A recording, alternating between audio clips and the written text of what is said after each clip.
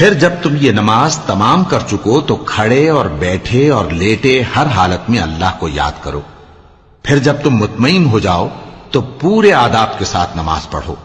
بے شک نماز کا مومنوں پر اوقات مقررہ میں ادا کرنا فرض ہے. کفار کے پیچھا کرنے میں سستی نہ کرنا.